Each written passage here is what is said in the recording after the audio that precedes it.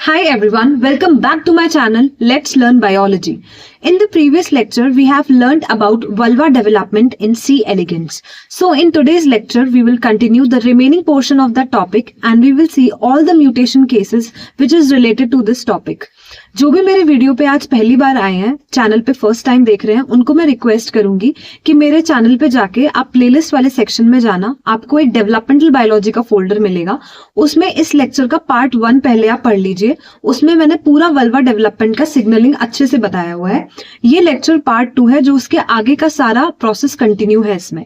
और जो मेरा फर्स्ट लेक्चर देखे थे, प्लीज मेरे को अपने रिव्यूज देना कि मेरे लेक्चर्स आपको कैसे लग रहे हैं। तो हम आज का लेक्चर स्टार्ट करते हैं। ये पार्ट 2 है vulva development in C elegans का। तो सबसे पहले पार्ट 1 में हमने जो जो चीजें पढ़ी है, मैं क्विकली आपको वो सारा रिवाइज करवा देती हूँ, सो दैट हम लोग को कोई पॉइंट ऐसे छूटा हुआ ना लगे आज। उसके बाद हम आज के टॉपिक्स देखेंगे।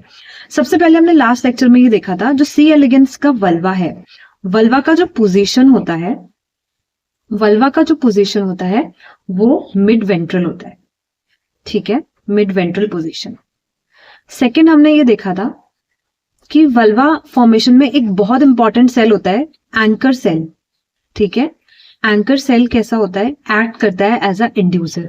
इंड्यूसर वो सेल होता है जो कोई इंडक्टिव सिग्नल प्रोड्यूस करता है। हमने फिर एंकर सेल का फॉर्मेशन देखा था, फॉर्मेशन ऑफ एंकर सेल। ठीक है, एसी से डिनोट कर रही हूं मैं एंकर सेल, ठीक है, कंफ्यूज मत होना। फॉर्मेशन ऑफ एंकर सेल देखा था हमने, देखा था कि दो इक्विपोटेंशियल सेल होते हैं। एक होता है Z1 PPP, एक होता है Z4 AAA। ये दोनों इक्विपोटेंशियल होते हैं। इन दोनों में से दोनों सेल के पास पावर होती है एंकर सेल बनने की, लेकिन जिसमें Lin12 प्रेजेंट होता है वो आपका बन जाता है यूट्राइन प्रिकर्सर सेल। वो क्या बन जाता है, यूट्राइन प्रिकर्सर सेल। ठीक है, और जिसमें Lin12, जिस सेल में Lin12 एब्सेंट होता है वो बन जाता है आपका एंकर सेल। ठीक है, यहां तक हमने एंकर फॉर्मेशन, एंकर सेल का कैसे फॉर्मेशन होता है वो देख लिया था। उसके बाद हमने ये देखा था कि सी एलिगेंस की बॉडी में जो वेंट्रल साइड है वहां पे 11 सेल्स होते हैं। 11 सेल्स होते हैं जिनका डिफॉल्ट फेट क्या होता है, डिफॉल्ट फेट मतलब कोई भी सिग्नल ना मिले तो वो क्या बनाएंगे, स्किन बनाएंगे, या फिर उनका डिफॉल्ट फेट होता है हाइपोडर्मिस बोलते हैं ना, स्किन, वो बनाने का होता है। तो इन 11 सेल्स में से 6 सेल सेलेक्ट होते हैं जिनको हम बोलते हैं VPC, वल्वा प्रिकर्सर सेल। उनका सिलेक्शन किस बेसिस पे होता है, एक सिग्नल होता है Lin39, और ये क्या करता है, इट स्पेसिफाइज VPC। ठीक है, ये वल्वा प्रिकर्सर सेल को स्पेसिफाई करता है। ठीक है, ये हमने देख लिया, 6 VPCs आपके पास बन गए। अब इन 6 VPCs के साथ क्या होता है वो देखते हैं। यहां पर एंकर सेल है जो कि आपका Lin3 नाम का एक इंडक्टिव सिग्नल देता है। ठीक है, Lin3 नाम का इंडक्टिव सिग्नल देता है। ये आपके 6 VPC हैं, P3, P4, P5, P6, P7 और P8। इन सबके पास एक रिसेप्टर होता है, सबके पास रिसेप्टर होता है। ठीक है, मेम्ब्रेन पे रिसेप्टर होता है। उस रिसेप्टर का नाम होता है LET23। ठीक है, अब जो AC होता है वो एक इंडक्टिव सिग्नल देता है Lin3 के नाम। मॉर्फोजन होता है, इंडक्टिव सिग्नल होता है। मॉर्फोजन वही डिस्टेंस बेसिस पे काम करता है, सबसे पास वाले को सबसे ज्यादा इसका कॉन्सेंट्रेशन मिलता है, फिर थोड़ा दूर कम हो जाता है, उससे ऐसे कम मिलता है, और यहां दूर तक तो पहुंच ही नहीं पाता। अब हम फेट लिखते हैं, P6 को सबसे ज्यादा सिग्नल मिला है इसलिए ये बन जाएगा प्राइमरी VPC। ठीक है, P5 और P7 को थोड़ा कम मिला है, ये बन जाएगा सेकेंडरी VPC। P7 को भी थोड़ा कम मिला है तो वो बन जाएगा सेकेंडरी VPC। ठीक है, सॉरी ये पेन में चेंज करती हूँ, थोड़ा दिख नहीं रहा इसमें, ये बन जाएगा सेकेंडरी VPC। और P3 और P4 इसको सिग्नल मिल ही नहीं रहा तो ये बन जाएगा टर्शरी VPC। इधर P8 को भी सिग्नल नहीं मिल रहा तो ये बन जाएगा टर्शरी VPC। ठीक है, जो प्राइमरी और सेकेंडरी VPC है वो मिलके आपका वल्वा फॉर्मेशन करेगा, और जो टर्शरी VPC है क्योंकि इसको कोई सिग्नल नहीं मिला तो ये अपना डिफॉल्ट फेट बना देगा जो है स्किन बनाने का। इधर भी टर्शरी VPC है, ये डिफॉल्ट फेट बना लेगा अपना स्किन बनाने का। तो ये बेसिक हमने प्रीवियस लेक्चर में देख लिया था, यहां तक मेरे ख्याल से देख लिया था हमने। ठीक है। इसके बाद में थोड़ा सा सिग्नलिंग जितनी भी इन्वॉल्व हुई है अभी तक इस टॉपिक में, मैं एक बार उस सबको कवर करा देती हूँ, क्योंकि सिग्नलिंग में मोस्टली टाइम क्या होता है कि बच्चे कंफ्यूज हो जाते हैं कि मैम कहाँ पे कौन सी सिग्नलिंग चल रही है, हमें नहीं समझ आ रहा। तो है ना, जितनी भी सिग्नलिंग मैंने अभी तक इसके प्रोसेस में लिखवाई है आपको या फिर प्रीवियस लेक्चर में कवर कराई है, मैं उसे एक बार रिकैप करा देती हूँ आपको। ठीक है, सबसे पहले पहली सिग्नलिंग हमने रिवाइज करो कहाँ पर करी थी। पहली सिग्नलिंग हमने पढ़ी है फॉर्मेशन ऑफ एंकर सेल में। ठीक है, फॉर्मेशन ऑफ एंकर सेल में हमने पहली सिग्नलिंग पढ़ी थी। बता सकते हो कोई मुझे उसका नाम? उसका नाम था जक्स्टाक्राइन सिग्नलिंग। जक्स्टाक्राइन सिग्नलिंग। और जक्स्टाक्राइन में भी कौन सी? Notch delta. कौन सी सिग्नलिंग? Notch delta signaling. वहां पे हमने देखा था दो सेल्स थे जो इक्यू पोटेंशियल है। ठीक है, Z1 PPP, Z4 AAA। ठीक है, इसमें से जिसके पास Lin12 नहीं था, Lin12 नहीं बना, Lin12 क्या है? और एक के पास Lin12 बन गया, एक में Lin12 एब्सेंट था, एक में Lin12 प्रेजेंट था। Lin12 जिसमें एब्सेंट था उसमें बन गया एक लिगेंड जिसका नाम है LAG2। LAG2 क्या था? आपका लिगेंड था। ठीक है, और जिसमें ये सारा प्रोसेस हो रहा है, Lin12 का ना बनना और LAG2 का बनना, वो आपका बन जाता है एंकर सेल। क्या बन जाता है? Anchor cell. और जिसमें Lin12 प्रेजेंट था वो आपका बन जाता है uterine precursor cell. Uterine precursor cell. तो यहां पे आपकी पहली सिग्नलिंग चली जिसका नाम था जक्स्टाक्राइन सिग्नलिंग। ये सब याद रखना, पहली सिग्नलिंग एंकर सेल के फॉर्मेशन में कौन सी चली? जक्स्टाक्राइन। और जक्स्टाक्राइन में भी स्पेसिफिकली कौन सी? Notch delta signalling. ठीक है, पहली सिग्नलिंग हो गई। अब अपन चलते हैं नेक्स्ट सिग्नलिंग। नेक्स्ट सिग्नलिंग हमने कहां पे देखी थी? जब वीपीसीज का स्पेसिफिकेशन हो रहा था। जैसे मैंने बताया वेंट्रल साइड में 11 सेल्स थे, 11 सेल्स थे, उसमें से एक फैक्टर आता है Lin39।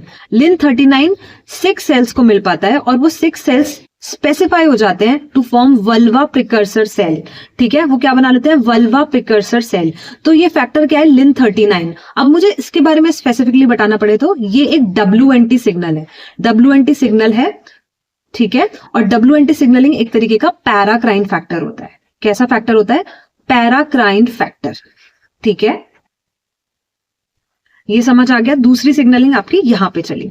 अब मैं थर्ड सिग्नलिंग आपको रिवाइज कराती हूं।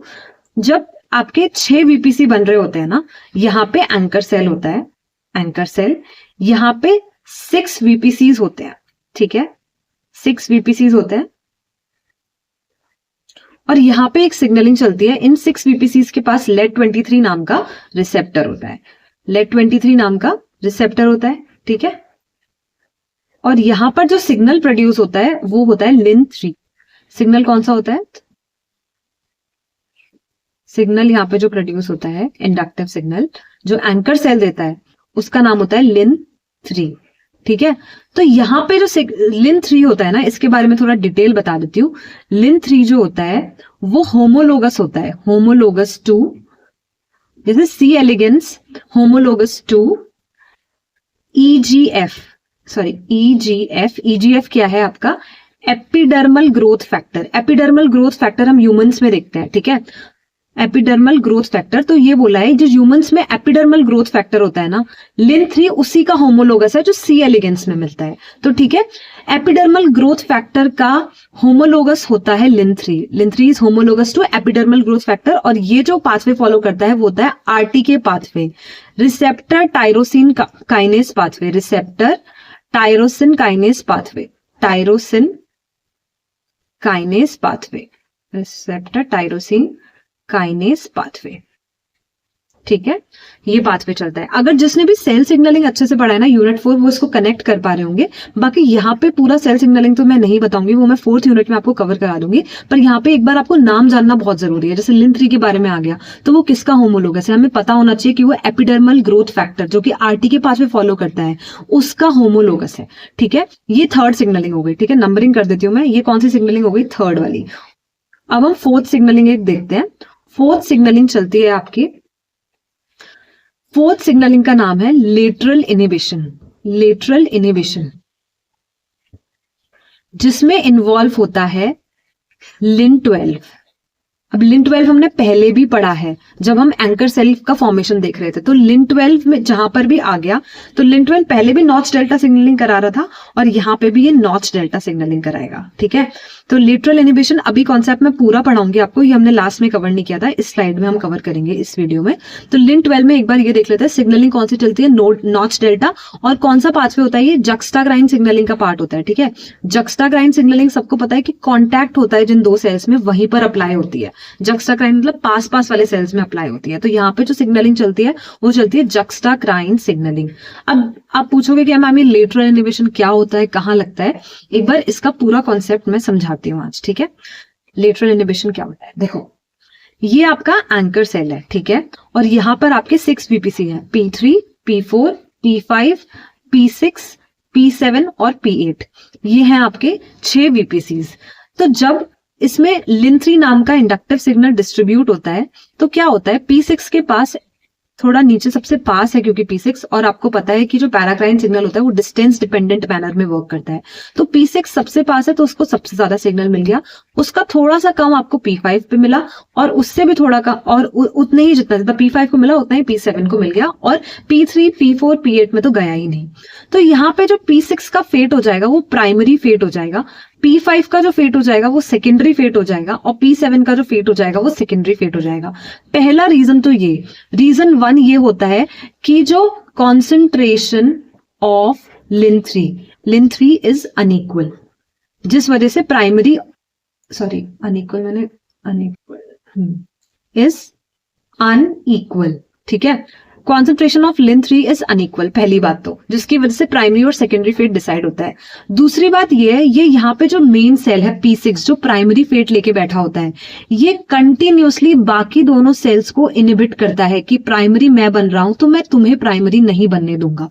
तो ये उन दोनों इसके जस्ट साइड में जो सेल्स है, P6 के जस्ट साइड में कौन से सेल्स हैं, P5 और P7, तो ये कंटिन्यूअसली दोनों सेल्स को इनिबिट करता रहता है। लेटरल, इसके साइड वाले सेल्स को जो हम इनिबिशन लगाते हैं उसे बोलते हैं हम लेटरल इनिबिशन, साइड से इनिबिट करता है और कंटिन्यूअसली कुछ ऐसी सिग्नलिंग चलाता रहता है कि साइड वाले सेल्स प्राइमरी फेट ना बना दें।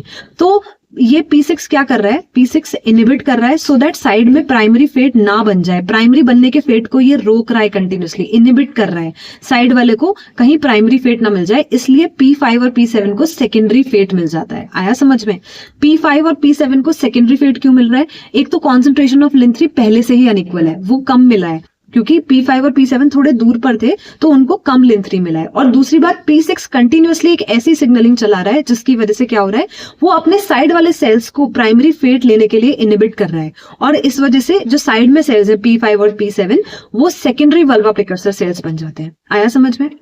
तो दूसरा रीजन क्या हुआ, एक तो कॉन्सेंट्रेशन ऑफ लिन 3 अनइक्वल है, इस वजह से प्राइमरी एंड सेकेंडरी फेट बनते हैं। प्राइमरी एंड सेकेंडरी फेट पढ़ रहे हैं हम, कैसे बना, एक तो कॉन्सेंट्रेशन ऑफ लिन 3 अनइक्वल है, सेकेंड इसका रीजन है लेटरल इनिबिशन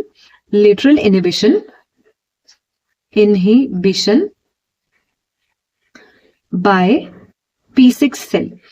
अब एक चीज बताओ, देखो P6 वाला सेल सेंट्रल में है, ठीक है, और इसके दोनों साइड पे दो सेल्स, इसके यहाँ पे सेल प्रेजेंट है P5 और P7, यहाँ पे कांटेक्ट लग रहा है कि नहीं, P6 और P5 कांटेक्ट में है, इधर P6 और P7 कांटेक्ट में है।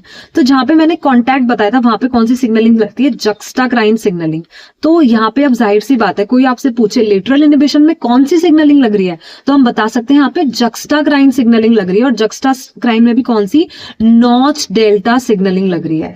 कौन सी सिग्नलिंग लग रही है, नॉच डेल्टा सिग्नलिंग लग रही है।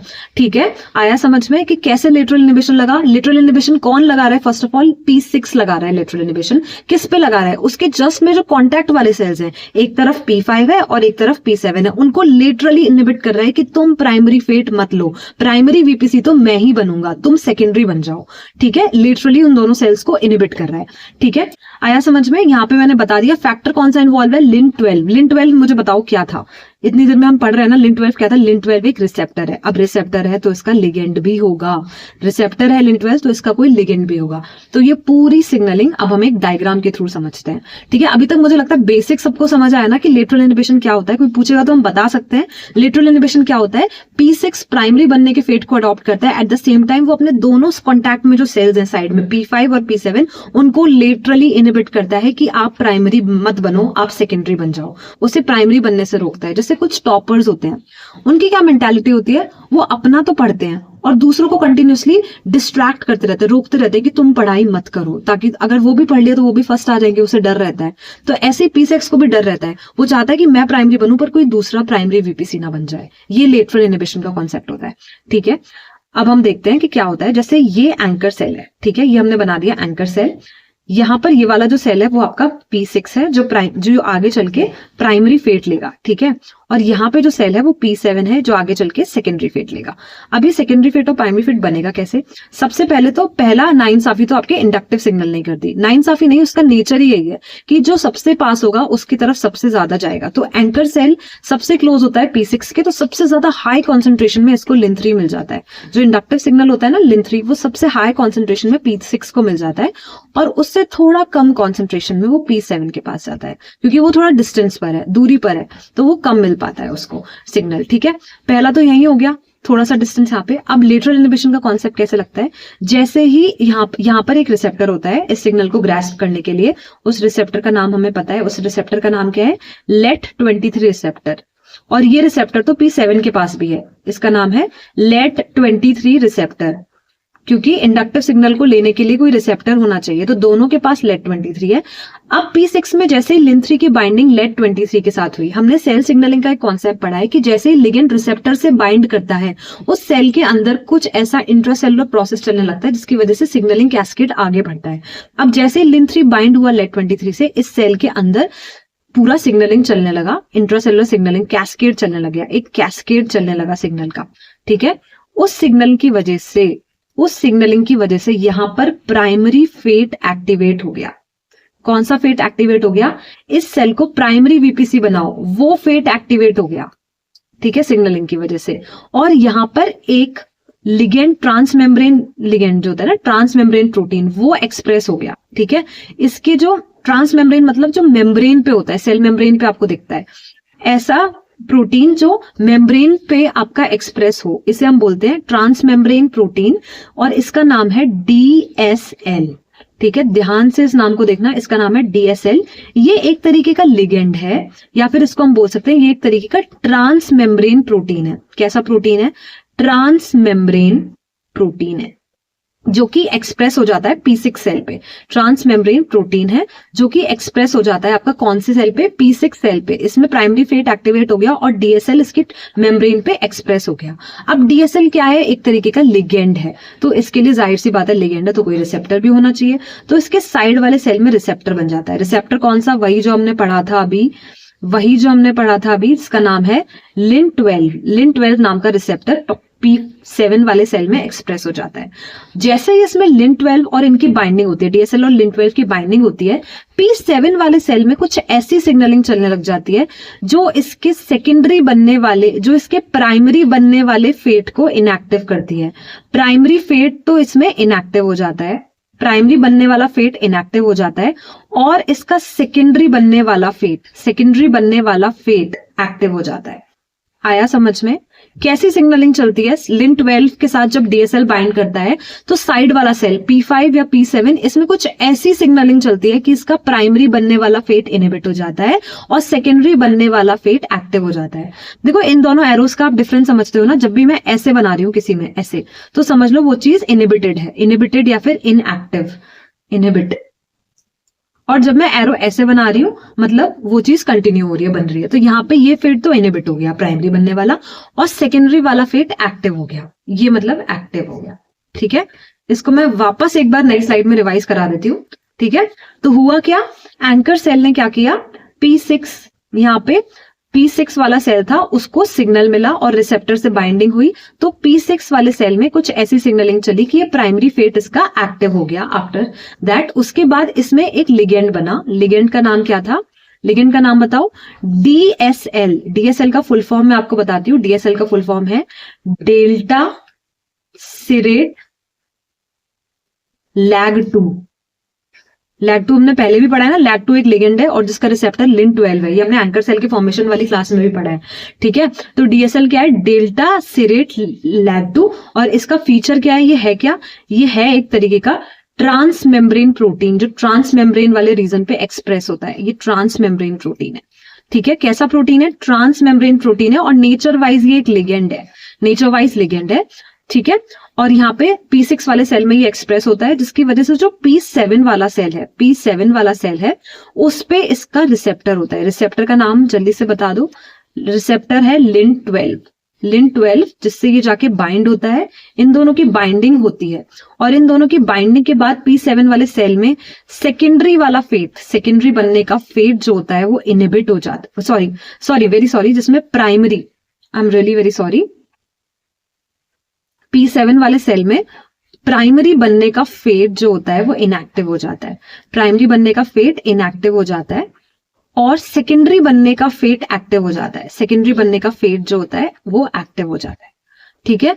I hope this is clear. और यहाँ पे क्योंकि ये दोनों सेल कांटेक्ट में है, देखो बहुत इसमें मैंने दूर बना दिए हैं क्योंकि आपको समझाना था, लेकिन देखो जो भी वीपीसीज हैं वो सबके कांटेक्ट में, P3, P4, P5, P6, P7, P8 ये कांटेक्ट में है, ठीक है।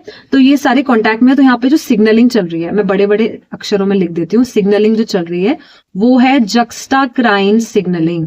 जक्स्टाक्राइन सिग्नलिंग, जक्स्टाक्राइन में भी कौन सी, notch delta, notch delta signaling चल रही है। कौन से टॉपिक में, आपके लेटरल इनहिबिशन में। I hope this is clear to you और नाउ कि लेटरल इनहिबिशन का फंडा हम कैसे लगा रहे हैं, ठीक है। एक बार रिवाइज करना है, जल्दी से देख लो। एंकर सेल के पास ये आया आपका सिग्नल लिन-3, P6 को सबसे ज्यादा मिला, उसने प्राइमरी फेट बना लिया और दोनों सेल्स को रोक दिया कि आप प्राइमरी मत बनाओ, आप सेकेंडरी फेट बना लो, ठीक है।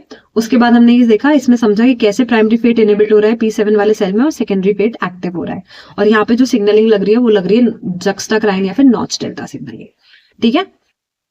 अब देखते हैं हम कुछ म्यूटेशन केसेस। देखो म्यूटेशन केसेस बहुत इंपॉर्टेंट है, लेकिन म्यूटेशन केसेस को अगर देखो जिसने भी पूरी क्लासेस की हैं, जिसने भी सारे कॉन्सेप्ट समझे हैं, जिसने भी सारे लिगेंड रिसेप्टर का सारा फंडामेंटल पता है, उसको कोई दिक्कत नहीं होगी म्यूटेशन केसेस समझने में। क्योंकि म्यूटेशन केस में क्या करते हैं, हम किसी को एब्सेंट कर देते हैं, किसी को प्रेजेंट कर देते हैं। अगर हमें रोल पता है ऑलरेडी कि उस जीन का, उस लिगेंड का, उस रिसेप्टर का क्या रोल है, तो हम अपने आंसर तक पहुंच जाएंगे, ठीक है।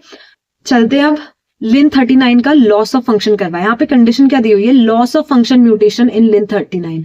तो पहले तो मुझे ये बता दो लिन-39 का फंक्शन क्या है। लिन-39 जो 11 सेल्स हैं उसमें से 6 VPC, out of these 11 cells it specifies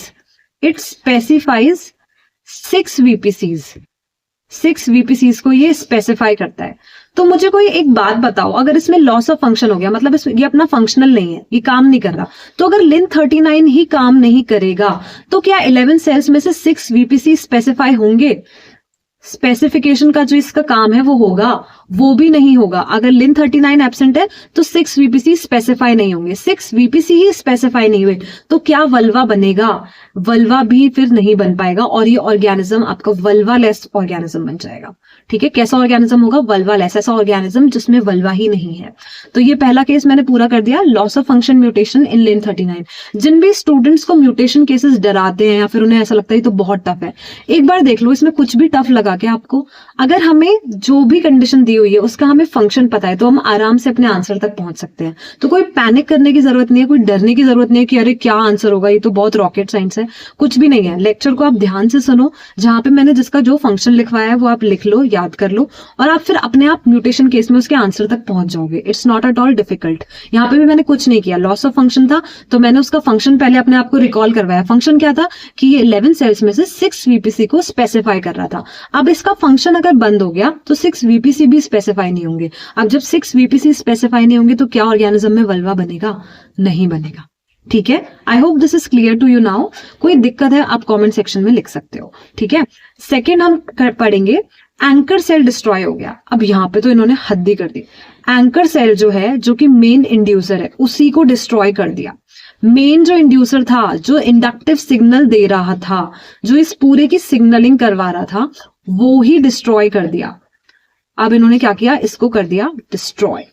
ठीक है, अब एंकर सेल का काम क्या था सबको पता है। एंकर सेल लिन3 नाम का सिग्नल देता था और ये क्या करता था, जो 6 वीपीसी होते थे, 6 वीपीसीज में से प्राइमरी, सेकेंडरी और को बनवाता था और वो प्राइमरी सेकेंडरी वीपीसी आगे चल के वल्वा बनाते थे। यही फंक्शन था, रिकॉल कर लिया हमने। अब इन्होंने बोल दिया एंकर सेल को डिस्ट्रॉय कर दो। मुझे बताओ, एंकर सेल अगर डिस्ट्रॉय हो गया तो क्या लिन3 सिग्नल आएगा? नहीं आएगा। क्या वीपीसीज में प्राइमरी और सेकेंडरी फेट आएगा? प्राइमरी सेकेंडरी जो फेट आता है वो भी नहीं आएगा, क्योंकि सिग्नल ही नहीं मिला। अब प्राइमरी सेकेंडरी नहीं आएगा तो वल्वा भी नहीं बनेगा। वल्वा नहीं बनेगा तो हम ऑर्गेनिज्म को क्या बोलेंगे? Vulva less organism. ठीक है, मिल गया आंसर, वल्वा लेस हो गया ऑर्गेनिज्म। ठीक है, आगे चले हम लोग। अब हम देखेंगे if position of anchor cell is shifted. ये थोड़ा सा अच्छा सा है, इसमें हमें थोड़ा सा माइंड लगाएंगे कि कैसे करना है। मैं हेल्प करती हूँ आपकी, देखो कैसे होगा। पहले तो हम अगर कहीं भी कंफ्यूजन हो रहा है ना, पहले डिफॉल्ट केस बना के देख लो जो हमने याद किया है कि अगर कुछ भी चेंजेस ना होंगे तो कैसा बनेगा। अगर देखो डिफॉल्ट केस बना के दिखा देती हूँ मैं आपको। ये है आपका एंकर सेल, यहां पर है P3, P4, P5, P6, P7, P8। ठीक है, एंकर सेल मैंने बोला था P6 के सबसे ज्यादा पास होता है, तो सबसे ज्यादा इंडक्टिव सिग्नल P6 को मिलता है। सबसे ज्यादा इंडक्टिव सिग्नल किसको मिलता है? P6 को मिलता है, और थोड़ा सा कम P5 को मिलता है, और थोड़ा कम P7 को मिलता है। 3, 4 और 8 के पास तो पहुंचता ही नहीं है, तो ये बना लेते हैं टर्शरी फेट।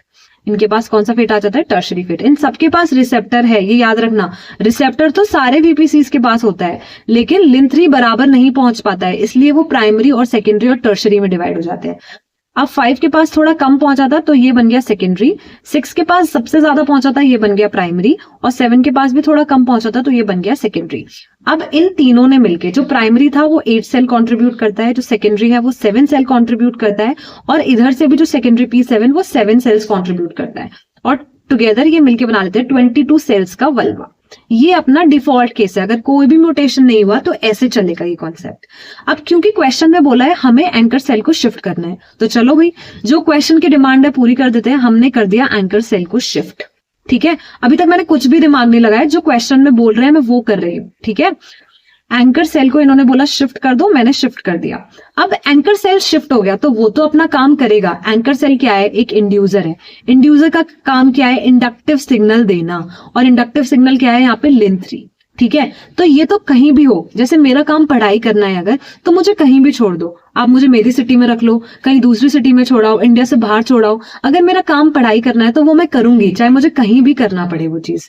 ठीक है, तो यहाँ पे भी जो एंकर सेल है उसका काम है इंड्यूसर, वो इंड्यूसर है और वो लिन3 नाम का सिग्नल देता है, तो उसकी पोजीशन शिफ्ट कर दो तो भी कोई फर्क नहीं पड़ेगा, वो अपना अभी भी सिग्नल देता रहेगा। ठीक है, और सारे वीपीसीज मैंने बताया था इक्विपोटेंशियल होते हैं, सबके पास लेड-23 नाम का रिसेप्टर होता है। ठीक है, तो ये हमें याद रखना है, रिसेप्टर जो है लेड-23 वो सबके पास है। एंकर सेल का पोजीशन हमने कर दिया शिफ्ट। अब यहाँ पे क्या होगा? वो अपना इंडक्टिव सिग्नल देगा सबसे ज्यादा, क्योंकि ये 4 के पास आ गया है, P4 के सबसे ज्यादा पास है, सबसे ज्यादा इंडक्टिव सिग्नल इधर मिलेगा। 3 को थोड़ा कम मिलेगा, 5 को थोड़ा कम मिलेगा। ठीक है, अब देख लेते हैं। अब हमने पढ़ा है जिसको सबसे ज्यादा सिग्नल मिलता है वो बना लेता है प्राइमरी फेट, जिसको थोड़ा सा कम मिलता है वो बना लेता है सेकेंडरी फेट। ठीक है, तो P3 और P5 को मिल गया सेकेंडरी फेट। यहाँ पे P6, P7, P8 को तो मिला ही नहीं सिग्नल, तो ये बन गए टर्शरी वीपीसी। टर्शरी वीपीसी का डिफॉल्ट फेट क्या है? स्किन बनाना, तो इन्होंने बना लिया स्किन। और यहाँ पे जो 3, 4 और 5 थे वो क्योंकि अब प्राइमरी और सेकेंडरी बन गए हैं, तो ये 7 + 8 + 7 ये सेल्स वाला रूल फॉलो करते हुए यहाँ पे 22 सेल्स का वल्वा बना लेंगे। तो मुझे बताओ वल्वा बना कि नहीं? तो एंकर सेल की पोजीशन अगर शिफ्ट हुई तो हम आंसर देंगे वल्वा तो बनेगा, वल्वा प्रेजेंट होगा, पर जो वल्वा का पोजीशन होगा वो शिफ्ट हो जाएगा, पोजीशन शिफ्ट हो जाएगा। ठीक है, पोजीशन शिफ्ट हो जाएगा वल्वा का। ठीक है, vulva present but vulva position is shifted. क्योंकि एंकर सेल शिफ्ट किया है तो पूरी सिग्नलिंग शिफ्ट हो गई, उसकी वजह से वल्वा का पोजीशन भी शिफ्ट हो गया। अगर एंकर सेल का पोजीशन शिफ्ट हो रहा है तो वल्वा बनेगा, ये सब लोग याद रखना, वल्वा तो प्रेजेंट होगा पर वल्वा का पोजीशन शिफ्ट हो जाएगा। ठीक है, आगे चले हम लोग अब नेक्स्ट स्लाइड पे। नेक्स्ट म्यूटेशन केस देखते हैं। Gonads are destroyed but anchor cell normal है। एंकर सेल अपना नॉर्मल है, ठीक है, एंकर सेल नॉर्मल है मतलब वो अपना इंडक्टिव सिग्नल देगा ही देगा। लिन3 नाम का इंडक्टिव सिग्नल है वो देगा। सारे वीपीसीज इसको जो 6 वीपीसीज हैं उसमें से इंडक्टिव सिग्नल जो लेंगे प्राइमरी और सेकेंडरी वीपीसी बन जाएंगे। तो वल्वा यहाँ पे नॉर्मल बनेगा, ठीक है, वल्वा तो बनेगा नॉर्मली। देखो गुनैड्स जो हैं वो इस क्वेश्चन में बोला है हमने गुनैड्स डिस्ट्रॉय किए हैं, ठीक है। देखो गुनैड डिस्ट्रॉय होगा तो ऑर्गेनिज्म में चेंजेस तो आएंगे, मैं मानती हूँ ऑर्गेनिज्म में गुनैड नहीं होंगे, लेकिन वल्वा तो नॉर्मल बनेगा ना, क्योंकि मैंने आपको बताया था गुनैड्स का कोई रोल ऐसा नहीं होता है पूरी वल्वा के फॉर्मेशन में। वल्वा फॉर्मेशन में जो रोल होता है वो आपका होता है एक तो पहला एंकर सेल का, दूसरा होता है आपके वीपीसीज का। तो यहाँ पे एंकर सेल आपका नॉर्मल है, ठीक है। जो आपके 6 वीपीसी हैं वो भी नॉर्मल है। इन्होंने क्या किया, इन्होंने गुनैड्स को डिस्ट्रॉय कर दिया। तो ठीक है, गुनैड को डिस्ट्रॉय कर दो, वल्वा तो फिर भी बनेगा। तो ऑर्गेनिज्म में वल्वा विल बी प्रेजेंट, ये याद रखना, इस ऑर्गेनिज्म में वल्वा प्रेजेंट है, क्योंकि वल्वा फॉर्मेशन की सिग्नलिंग में गुनैड का कोई रोल नहीं होता, तो वल्वा प्रेजेंट होगा, ठीक है। आगे चलते हैं। अब ये बोल रहा है कौन सा नंबर का है ये, 4th कर लिया हमने, 5th म्यूटेशन केस पे है। इफ नो लिन3 इज प्रोड्यूस्ड, लो नो लिन3 प्रोड्यूस मतलब एंकर सेल तो प्रेजेंट है, मान लिया एंकर सेल प्रेजेंट है, ठीक है। जो ये इंडक्टिव सिग्नल दे रहा है वो प्रेजेंट नहीं है। जैसे ये वीपीसी है P3, P4, P5, P6, P7 और ये P8, ठीक है। ये सारे वीपीसी हैं, ये अपना रिसेप्टर लेके बैठे हुए हैं, वेट कर रहे हैं कि आओ हमें इंडक्टिव सिग्नल दो ताकि हम आगे का वल्वा फॉर्मेशन कर सके। अब ये बैठे हुए हैं, दे आर कंटिन्यूसली वेटिंग, पर ये एंकर सेल लिन3 प्रोड्यूस ही नहीं कर रहा, नो लिन3। अब लिन3 प्रोड्यूस नहीं होगा तो मुझे बताओ प्राइमरी और सेकेंडरी फेट बनेगा क्या? जो हम प्राइमरी सेकेंडरी वीपीसीज की बात कर रहे हैं वो होगी क्या? नहीं होगी, क्योंकि कोई सिग्नलिंग ही नहीं चलेगी। इंडक्टिव सिग्नल ही आपने एब्सेंट कर दिया तो आगे की सेल सिग्नलिंग क्या चलेगी? नहीं चलेगी वो। तो लिन3 एब्सेंट है तो प्राइमरी और सेकेंडरी फेट नहीं बनेगा, और प्राइमरी और सेकेंडरी फेट नहीं बनेगा तो ये ऑर्गेनिज्म भी हो जाएगा वल्वालेस, ठीक है। इसमें नॉर्मल वल्वा का फॉर्मेशन नहीं होगा, ठीक है। आया समझ में ये म्यूटेशन केस? आगे चले हम लोग। इफ लिन3 इज रिड्यूस्ड, देखो ये अच्छा केस है, इसको ध्यान से देखना। लिन3 रिड्यूस होता है तो क्या होता है, ठीक है। मान लो ये एंकर सेल बना दिया हमने यहाँ पे, ये वही P3, P4, P5, P6, P7, P8, ठीक है। थोड़ा सेल ये ना छोटे हैं तो मैं P नहीं लिख रही हूँ, आप समझ लेना, थोड़ा कंजस्टेड हो जाएगा ना, इसलिए मैं पूरा नहीं लिख रही। 3, 4, 5, 6, 7, 8 ऐसे लिख दिया मैंने। एंकर सेल को सिग्नल मिला, ठीक है। अब बोल रहे हैं लिन3 रिड्यूस है। देखो लिन3 एब्सेंट नहीं बोला है इन्होंने, बोला है कम है, बनेगा मतलब रिड्यूस है, कम बनेगा, बनेगा तो सही लेकिन कम बनेगा। तो कम बनेगा तो P6 को तो मिल जाएगा, क्योंकि P6 सबसे पास है तो उसको मिल जाएगा, लेकिन P5 और P7 तक नहीं पहुंच पाएगा, ठीक है, क्योंकि कम ही बनाए तो कहां से पहुंच पाएगा। सपोज करो मैंने पहले अपने घर में खाना बनाया, मेरे घर में 5 मेंबर्स हैं, मैंने बना ली 20 या 25 चपातीज, तो मैंने सबको दे दी 5-5 खाने के लिए, ठीक है। सबका पेट भर गया क्योंकि मैंने अबंडेंट अमाउंट में चपातीज बनाई थी। अब मान लो किसी दिन मेरे पास आटा कम पड़ गया या फिर किसी भी रीजन से मैंने बनाई सिर्फ 5 चपातीज, कम कर दी मैंने, तो मैं सबको नहीं बांट पाऊंगी, ठीक है। मैं सिर्फ एक को ही दे दूंगी तो वो सब तक नहीं पहुंच पाएंगे। तो यहाँ पे यही हुआ, कम बनाया तो इसने सिर्फ एक मेंबर को दे दिया जो इसके सबसे पास था, और बाकी मेंबर्स को नहीं दे पाया, ठीक है। तो एंकर सेल ने P6 को तो दे दिया सिग्नल, लेकिन बाकी P5 और P7 को वो नहीं दे पाया। तो P6 के पास सिग्नल आया तो उसको प्राइमरी फेट मिल गया, और इसने प्राइमरी वीपीसी बना लिया। क्या बना लिया? Primary VPC. और इसने 8 सेल्स अपने प्रिपेयर कर लिए। लेकिन जो 5 और 7 है उनको तो मिला ही नहीं, नो लिन3, और इधर भी P7 को नो लिन3। अब नो लिन3 वाला क्या बनाता है मुझे ये बताओ? नो लिन3 वाला सेकेंडरी वीपीसी बनाता है कि टर्शरी वीपीसी बनाता है? P3, P4, P5 किसी को लिन3 नहीं मिला, ये सब टर्शरी बन गए। इधर भी P7, P8 ये सब टर्शरी फेट वाले हो गए। यहाँ पे सेकेंडरी फेट हमें मिला ही नहीं। आया समझ में? यहाँ पे नो सेकेंडरी वीपीसी, यहाँ पे हम लिखेंगे नो सेकेंडरी वीपीसी। इसमें P6 वाला बन गया प्राइमरी वीपीसी, और जो बाकी सारे हैं P3, P4, P5, P7 और P8 वो सब बन गए आपके टर्शरी वीपीसी। तो यहाँ पे क्योंकि सेकेंडरी वीपीसी नहीं बना, और सेकेंडरी वीपीसी हमने देखा था 7 सेल्स कंट्रीब्यूट करता है, तो यहाँ पे जो 22 सेल का वल्वा था वो तो बना ही नहीं, क्योंकि टर्शरी का फेट तो स्किन बनाना होता है भाई, वो तो बनाता ही नहीं है वल्वा, वो तो स्किन बना देता है। तो यहाँ पे 22 सेल्स का जो फॉर्मेशन था वो नहीं हो पाया, इसलिए अगर लिंथरी रिड्यूस हुआ है तो यहाँ पे भी ऑर्गेनिज्म हो जाएगा वल्वा लेस। ठीक है, अब मैं आपको डायरेक्टली भी बता सकती थी कि लिंथरी कम हुआ तो वल्वा लेस हो गया, लेकिन मुझे लगता है ये पूरा आपको समझाना बहुत जरूरी, ताकि आपको समझ आए कि वल्वा लेस बना है तो वो क्यों बना है। इसलिए बना है कि प्राइमरी फेट वाला P6 को तो मिल गया, लेकिन P5 और P7 भी तो कंट्रीब्यूट करते हैं ना वल्वा बनाने में, क्योंकि वो टर्शरी फेट लेते हैं, फिर वो दोनों आगे चल के 7 सेल्स और 7 सेल्स का कॉन्ट्रीब्यूशन करते हैं, और टोटल मिला के 22 सेल्स का वल्वा बनता है। अब यहाँ पे सेकेंडरी फेट तो बना ही नहीं, जिसकी वजह से वल्वा जो 22 सेल्स का एक ऑर्गन होता है वो पूरा नहीं बन पाया, इसलिए ऑर्गेनिज्म को हम वल्वा लेस बोलेंगे। ठीक है, कोई भी चीज रटनी नहीं है, हम ऐसे सॉल्व करके आंसर तक पहुंचेंगे। ठीक है, वल्वा लेस बन गया ये ऑर्गेनिज्म। आगे चले हम लोग। अब ये 7 नंबर का केस है, नो लेट 23 और loss of function in let 23। अब यहाँ पे एंकर सेल है। ठीक है, एंकर सेल के पास क्या होता है, इंडक्टिव सिग्नल होता है लिंथरी, वो सबको दे रहा है, वो P6 को दे रहा है, P5 को दे रहा है, P7 को दे रहा है। यहाँ पे लिंथरी बराबर है, एंकर सेल नॉर्मल है, इवन वल्वा प्रिकर्सर सेल्स भी प्रेजेंट है, P3, P4, P5, P6, P7 और P8 सब प्रेजेंट है। लेकिन जो रिसेप्टर होता है जो इस सिग्नल को ग्रैस्प करेगा, रिसेप्टर क्या करता है, रिसेप्टर बाइंड करता है, रिसेप्टर बाइंड्स विद लिंथरी, जाके इस रिसेप्टर से बाइंड करता है। तो यहाँ पे जो लेट 23 नाम का रिसेप्टर है, लेट 23 नाम का रिसेप्टर है, वो ही एब्सेंट है। मतलब इस सिग्नल को पकड़ने वाला ही कोई नहीं है, सिग्नल तो आए जा रहा है पर कोई उस सिग्नल को पकड़ने वाला नहीं है। अब लिगेंड बाइंड किससे करेगा, ये जो बाइंडिंग होती है ना लिगेंड और रिसेप्टर की, इसके बाद ही सेल सिग्नलिंग चलती है पूरी। तो ये जो बाइंडिंग हुई ये हो नहीं पा रही, ये बाइंडिंग लिगेंड की रिसेप्टर के साथ यहाँ पे नहीं हो पाएगी, क्योंकि यहाँ पे रिसेप्टर एब्सेंट है। तो अब कितना भी लिंथरी देते रहो, जैसे कोई टीचर कितना भी पढ़ाता रहे, अगर क्लास में बच्चे दिमाग से सुनेंगे ही नहीं, वो सो रहे हैं क्लास में, तो क्या उनका पेपर क्लियर हो पाएगा, उनका नहीं क्लियर हो पाएगा, चाहे टीचर कितना भी अच्छा पढ़ा के जाए। तो यहाँ पे यही हो रहा है, एंकर सेल लिगेंड दे रहा है लेकिन रिसेप्टर ही नहीं है आगे वाले सेल्स के पास, तो वो लेंगे कैसे, तो वो ले नहीं पाएंगे, आगे की सिग्नलिंग नहीं चलेगी, और ये ऑर्गेनिज्म भी बन जाएगा आपका वल्वा लेस। ठीक है, क्योंकि इसने पकड़ा नहीं उस सिग्नल को, तो वल्वा लेस बन गया। ठीक है, चले आगे। If primary and secondary VPCs are destroyed, ये केस अच्छा है, इसको ध्यान से सुनना। ठीक है, इसमें क्या होता है, जैसे एंकर सेल है। ठीक है, एंकर सेल है, अपन को पता है सारे सेल्स के पास लेट 23 नाम का रिसेप्टर होता है, जितने भी VPCs होते हैं P3 से लेके P8 तक, ये 6, ये 7 इधर, ये 5 और ये 4। ठीक है, एंकर सेल अपना सिग्नल देने आया, दिया उसने सिग्नल, सबसे ज्यादा P6 को दिया, P5 को थोड़ा कम, P7 को थोड़ा कम, प्राइमरी और सेकेंडरी फेट बन गए, समझ में आ गया।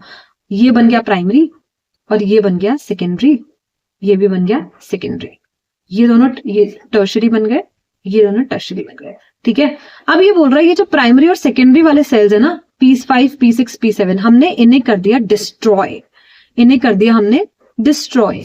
तो क्या होगा इसमें, क्या होगा इस स्पेशल केस में, क्या होगा, जैसे ही एंकर सेल अपना सिग्नल देता है वो अपने नीचे वाले सेल्स को देता है सिग्नल। अब इन्होंने क्या किया, P5, P6, P7 को डिस्ट्रॉय कर दिया। तो यहाँ पे क्या होगा, VPCs जो होते हैं वो इक्विपोटेंशियल सेल होते हैं, मतलब उन सबके पास बराबर पोटेंशियल होता है। जैसे ही 5, 6 और 7 डिस्ट्रॉय होते हैं, there will be positional shift. ठीक है, यहाँ पे क्या होगा, पोजिशनल शिफ्ट हो जाएगा और P3, P4 और P8 बीच में आ जाएंगे, क्योंकि जगह खाली हो गई ना। देखो यहाँ पे P5, P6, P7 हट गए, तो यहाँ पे क्या हुआ, ये सारे इधर शिफ्ट हो गए, इधर की साइड, बीच की साइड, क्योंकि वहां पे इंडक्टिव सिग्नल आ रहा है, तो ये शिफ्ट हो गए उधर। ठीक है, यहाँ पे क्या देखा जाएगा, पोजिशन शिफ्ट, पोजिशन शिफ्ट बोलते हैं इसको। P3, P4 और P8 जो टर्शरी VPCs हैं वो शिफ्ट होके प्राइमरी और सेकेंडरी वालों की जगह ले लेंगे। अब फिर से वही फंडा लगा देंगे हम लोग, क्योंकि इंडक्टिव सिग्नल तो बराबर आ रहा है, तो इंडक्टिव सिग्नल आ गया P4 के पास सबसे ज्यादा, थोड़ा सा कम P3 के पास और थोड़ा सा कम P8 के पास। तो P4 ने आगे चल के बना लिया प्राइमरी VPC, P3 ने बना लिया सेकेंडरी VPC और P8 ने बना लिया सेकेंडरी VPC। इस तरीके से तीनों ने बना लिए 7 सेल्स, इसने बना लिए 8 सेल्स, इसने बना लिए 7 सेल्स, और टोटल 22 सेल्स का वल्वा बन गया। तो अगर प्राइमरी और सेकेंडरी VPCs डिस्ट्रॉय हो गए तो वल्वा नॉर्मल बनेगा, vulva normal present, normal vulva present, sorry. ठीक है, नॉर्मल वल्वा बनेगा, क्योंकि जो बचे हुए वीपीसीज हैं, जो टर्शरी फेट वाले हैं, उन्होंने पोजीशन शिफ्ट कर लिया और वो बीच में आ गए और उन्होंने प्राइमरी और सेकेंडरी जैसा फंक्शन करना स्टार्ट कर दिया। ठीक है, मुझे लगता है समझ में आया ना सबको कि प्राइमरी और सेकेंडरी हटेंगे तो टर्शरी उनका फेट ले लेंगे। अब ये बोल रहा है कि टर्शरी वीपीसीज डिस्ट्रॉय किए तो क्या होगा? क्या होगा भाई? कुछ नहीं होगा। देखो P3, P4, P8, इधर 5, 6, 7। वल्वा बनाने में जो कंट्रीब्यूशन होता है वो प्राइमरी और सेकेंडरी का होता है। 6 वाला प्राइमरी है, 5 और 7 वाले सेकेंडरी हैं। तो वल्वा तो प्राइमरी और सेकेंडरी से बन रहा है। क्लियर सी बात है, यहाँ पे वल्वा यही बनाते हैं। जो टर्शरी वाले होते हैं, जिनको इंडक्टिव सिग्नल कम मिलता ही नहीं है, बिल्कुल इंडक्टिव सिग्नल जिन पे एब्सेंट होता है, P3, P4 और P8, P3, P4 और P8, इनका फेट होता है क्या? ये होते हैं टर्शरी वीपीसीज। और इनका फेट क्या होता है? क्योंकि इन्हें इंडक्टिव सिग्नल नहीं मिला होता तो इनका डिफॉल्ट फेट क्या होता है? स्किन बनाना। इनका डिफॉल्ट फेट क्या होता है? स्किन बनाना। तो अगर टर्शरी वीपीसीज आप डिस्ट्रॉय करो तो क्या होगा? नॉर्मल वल्वा बनेगा भाई, नॉर्मल वल्वा बन जाएगा। नॉर्मल वल्वा प्रेजेंट इजीली बन जाएगा नॉर्मल वल्वा, क्योंकि टर्शरी वीपीसीज का रोल नहीं होता वल्वा बनाने में, उनका डिफॉल्ट फेट होता है स्किन बनाने में। वो टर्शरी वीपीसीज प्राइमरी और सेकेंडरी वीपीसीज की जगह तब लेते हैं जब उन तीनों को हम डिस्ट्रॉय कर दें। ठीक है, लेकिन यहाँ पे बोल रहा है, क्वेश्चन आगे से बोल रहा है हम टर्शरी वीपीसीज को डिस्ट्रॉय कर रहे हैं, तो टर्शरी को कर दो डिस्ट्रॉय। यहाँ पे हमने P3 को डिस्ट्रॉय कर दिया, P4 को डिस्ट्रॉय कर दिया और P8 को डिस्ट्रॉय कर दिया। तो इनका फेट तो स्किन बनाना था, तो स्किन जो है वो थोड़ा बहुत नहीं बनेगा जो भी है, लेकिन बाद में स्किन तो वैसे भी बन ही जाता है, बचे हुए सेल्स उस रोल को पूरा कर देते हैं। लेकिन हमें देखना है कि वल्वा पे क्या इफेक्ट पड़ेगा, तो वल्वा पे कोई इंपैक्ट नहीं पड़ेगा, वल्वा आपका पूरा बन जाएगा। ठीक है, वल्वा बन जाएगा। ठीक है, अब चलते हैं आगे वाले पे। अब बोल रहा है ओवर एक्सप्रेशन ऑफ लिन3। ये अच्छा है, ठीक है, ये केस बहुत मजेदार है। इसमें हमने ज्यादा प्रोड्यूस करवा दिया लिन3। ठीक है, जितनी जरूरत थी उससे ज्यादा प्रोड्यूस करवा दिया। ज्यादा प्रोड्यूस करवा दिया ना तो ज्यादा मिल गया, बहुत ज्यादा मिल गया। इतना मिल गया कि 6 सेल तक पहुंच गया। ठीक है, क्योंकि ज्यादा लिन3 बन रहा है, लिन3 का जो नॉर्मल अमाउंट है ना उससे ज्यादा बन गया लिन3। तो क्या हुआ? P3 के पास भी पहुंच गया, 4 के पास भी, 5, 6, 7, 8 सबके पास पहुंच गया अब ये सिग्नल, क्योंकि अमाउंट में ज्यादा है। तो जो बीच वाले हैं उनको फेट मिल गया प्राइमरी। P5 वाले को भी अच्छे खासे अमाउंट, ज्यादा बन रहा है तो इनको भी अच्छे खासे अमाउंट में मिल गया और इनका फेट हो गया प्राइमरी। ठीक है, अब यहाँ पे जो P3 है इनका फेट हो गया सेकेंडरी। ठीक है, टर्शरी तो किसी का फेट रहा ही नहीं। No tertiary VPC present. No tertiary VPC मैं क्यों बोल रही हूँ? क्योंकि टर्शरी वीपीसी वो वीपीसी होता है जिनके पास लिन3 नहीं पहुंच पाता, जिनके पास लिन3 नॉट रिसीव, वो सेल्स आगे चल के टर्शरी बनाते हैं। लेकिन यहाँ पे हमने बोल दिया कि ओवर एक्सप्रेशन हो गया लिन3 का, तो टर्शरी वीपीसी नहीं बनेगा क्योंकि सबके पास पहुंच जाएगा लिन3 फिर। ठीक है, तो यहाँ पे जब इतने सारे बल गए ना तो इस कंडीशन को हम बोलते हैं multi vulva condition. Multi vulva condition. ठीक है, ज्यादा प्राइमरी और सेकेंडरी बन जाते हैं तो ज्यादा सेल्स का वल्वा बन जाता है और इसको हम बोलते हैं मल्टी वल्वा कंडीशन। आया समझ में? लॉस ऑफ फंक्शन नेक्स्ट देखते हैं हम। लॉस ऑफ फंक्शन इन लिन3। लॉस ऑफ फंक्शन हो गया रिसेप्ट। ये लिन3 क्या है? लिगेंड है। लिगेंड में भी लॉस ऑफ फंक्शन हो गया, मतलब लिगेंड भी सही से नहीं बन रहा, अच्छा नहीं बन रहा। लेड23 जो रिसेप्टर है उसमें भी लॉस ऑफ फंक्शन हो गया। अब देखो यहाँ पे लिगेंड भी बेकार हो गया, रिसेप्टर भी बेकार हो गया, तो क्या सिग्नलिंग चलेगी? आगे जो नेक्स्ट सिग्नलिंग होती है वल्वा फॉर्मेशन की वो चलेगी? वो नहीं चलेगी। सिग्नलिंग नहीं चलेगी तो आगे चल के ये ऑर्गेनिज्म भी वल्वा लेस हो जाएगा। कैसा हो जाएगा? Vulvaless. ठीक है, आगे चले हम। लॉस ऑफ फंक्शन इन लिन3 and gain of function in लेड23। ठीक है, इसमें क्या बोल रहा है? जो लेड23 है उसमें तो लेड23 क्या है जल्दी से बता दो। लेड23 है रिसेप्टर। ठीक है, तो रिसेप्टर ये एंकर सेल है, तो लॉस ऑफ फंक्शन ऑन लिन3 मतलब लिन3 नहीं बनेगा, लेकिन इसके जो रिसेप्टर हैं उनमें गेन ऑफ फंक्शन हो गया। अब ये थोड़ा सा इंपॉर्टेंट है, सब ध्यान से सुनना क्या होता है। लॉस ऑफ फंक्शन इन लिन3 में क्या हो गया? लॉस ऑफ फंक्शन मतलब लिन3 तो किसी मतलब का रहा नहीं, वो काम नहीं करेगा, ये अपना काम नहीं करेगा। नॉट प्रेजेंट लिख दो, नॉट प्रेजेंट। ठीक है, लेकिन यहाँ पे जो लेड23 नाम का रिसेप्टर है, लेड23 नाम का जो रिसेप्टर है वो प्रेजेंट है, लेट 23 नाम का प्रेजेंट है और इसमें म्यूटेशन हो गया गेन ऑफ फंक्शन म्यूटेशन। कौन सा हो गया? Gain of function. अब एक पॉइंट नोट कर लो, अगर रिसेप्टर में गेन ऑफ फंक्शन म्यूटेशन होता है, receptor has gain of function mutation, तो उसे लिगेंड की जरूरत भी नहीं पड़ती, वो वैसे ही एक्टिव रहता है। तो ये हर वक्त एक्टिव रहता है, ऑल टाइम एक्टिव। इसे लिगेंड हो चाहे ना हो, ये एक्टिव रहेगा। अब ये बिना लिगेंड के भी एक्टिव है, ऐसा समझो। तो अगर ये जो यहाँ पे रिसेप्टर है, ये बिना लिगेंड के भी मान लो मैंने एक्टिव कर दिया, मैंने ग्रीन से एक्टिव डिनोट कर दिया, एक्टिव हो गया, तो इसमें नॉर्मल सिग्नलिंग चलेगी। कैसी चलेगी? क्योंकि रिसेप्टर एक्टिव है। लिगेंड भी क्या करता है? लिगेंड रिसेप्टर से बाइंड करता है ना, तो उस रिसेप्टर को एक्टिव करता है और आगे का सिग्नलिंग कैस्केड चलाता है। हमने यहाँ पे लेकिन गेन ऑफ फंक्शन म्यूटेशन करा दिया रिसेप्टर में, तो वो ऑलरेडी एक्टिव है। अब तुम इसे लिगेंड दो चाहे मत दो, ये तो ऑलरेडी एक्टिव है। ठीक है, अब ये ऑलरेडी एक्टिव है तो ये सिग्नलिंग चला देगा अपनी। ठीक है, आगे पूरी सिग्नलिंग नॉर्मल चलेगी, सिग्नलिंग चलेगी, सिग्नलिंग विल अकर। सिग्नलिंग अकर होगी तो मुझे बताओ क्या वल्वा बनेगा? डेफिनेटली वल्वा बनेगा, और यहाँ पे जो वल्वा बनेगा वो होगा नॉर्मल वल्वा। नॉर्मल वल्वा बनेगा इस ऑर्गेनिज्म में। ठीक है, इसे याद रखना। अच्छा केस है कि गेन ऑफ फंक्शन म्यूटेशन अगर रिसेप्टर में हो जाता है तो अगर लिगेंड हो चाहे लिगेंड ना हो, वो अपना काम करता है। ठीक है, पूरी सिग्नलिंग चलाता है। आगे चले हम लोग। अब बोल रहा है gain of function mutation in लिन3 and gain of function mutation in लेट23। मतलब लिन3 भी अपना काम ओवर कर रहा है, ओवर प्रोडक्शन हो रहा है, जो भी है लिन3 बन रहा है ज्यादा, और गेन ऑफ फंक्शन हो गया लेट23 में। लेट23 हर वक्त एक्टिव है, विल ऑलवेज बी एक्टिव। तो यहां तो कुछ सोचना ही नहीं है, विल ऑलवेज बी एक्टिव। लेट23 ऑलवेज एक्टिव होगा। तो यहाँ पे क्या होगा? सिग्नलिंग नॉर्मल चलेगी, सिग्नलिंग चलेगी नॉर्मल, चलेगी कि नहीं चलेगी? नॉर्मल सिग्नलिंग चलेगी, और इसमें नॉर्मल वल्वा बन जाएगा। कैसा वल्वा बन जाएगा? नॉर्मल वल्वा फॉर्म हो जाएगा। ये थंब रूल याद रखना। ठीक है, अगर गेन ऑफ फंक्शन, देखो यहाँ पे छोटा छोटा लिख देती हूँ, अगर गेन ऑफ फंक्शन म्यूटेशन होता है किसी भी रिसेप्टर में, ठीक है, अब उसे लिगेंड मिल रहा है तो भी हैप्पी है वो, तब भी वो अपना काम करेगा, वो सिग्नलिंग चलाएगा। अगर उसे लिगेंड मिल रहा है तो, लिगेंड मिल रहा है तो वैसे भी सिग्नलिंग चला देगा। और अगर उसे लिगेंड नहीं भी मिल रहा है, लिगेंड किसी कारणवश एब्सेंट है या नहीं मिल रहा है, तब भी रिसेप्टर अगर गेन ऑफ फंक्शन म्यूटेशन वाला है तो उसमें सिग्नलिंग चल जाएगी।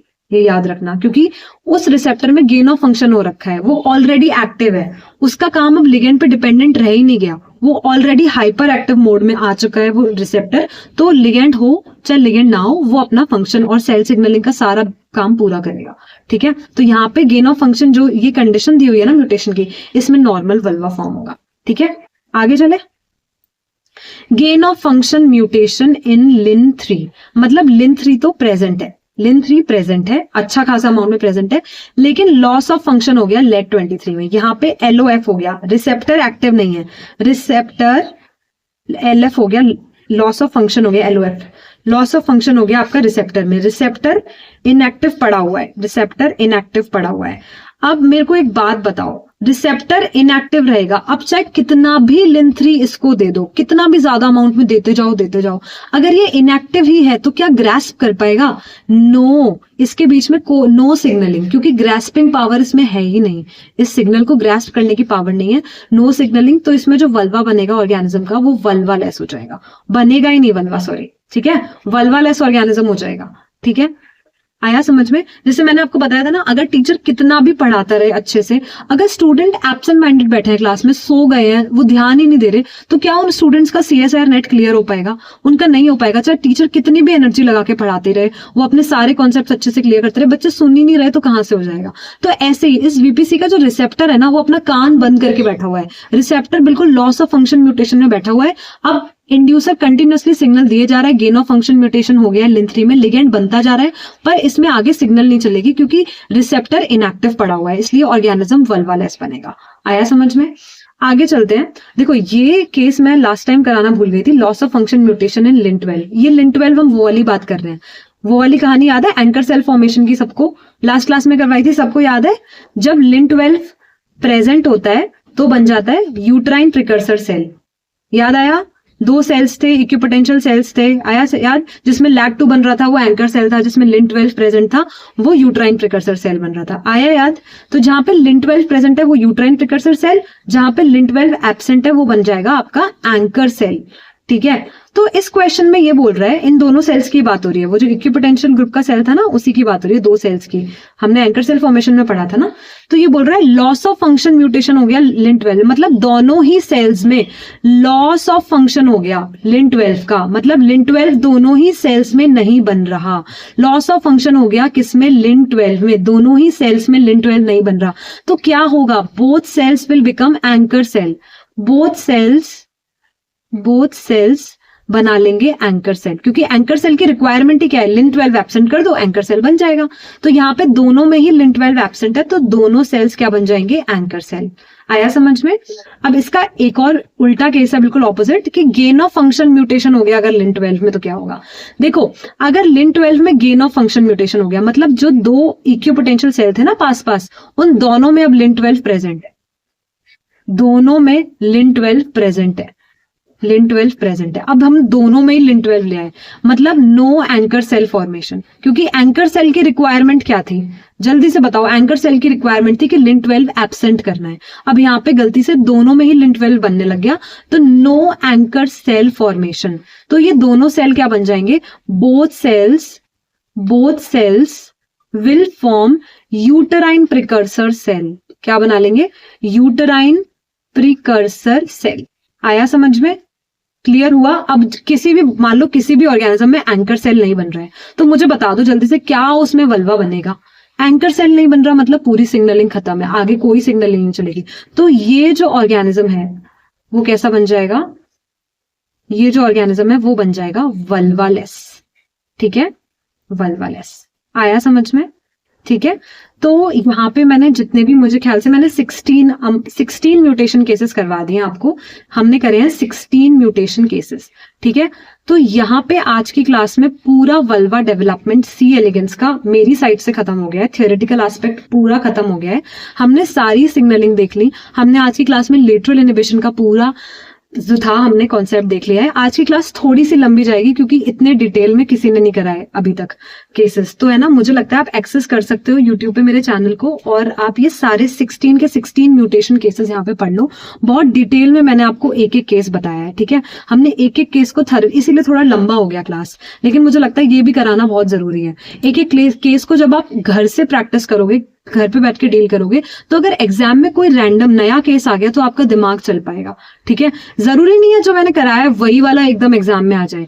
देखो, रिपीट होने के चांसेस इस पेपर में थोड़े कम रहते हैं। ठीक है, क्योंकि ये पेपर ही, एग्जाम ही ऐसा है। ठीक है, इस एग्जाम में बिल्कुल रिसर्च बेस्ड है, एनालिटिकल है, नई कंडीशंस लेके आएगा वो, तो मैं ऐसे बातें तो नहीं बोलूंगी कि क्वेश्चन बिल्कुल रिपीट हो जाएगा।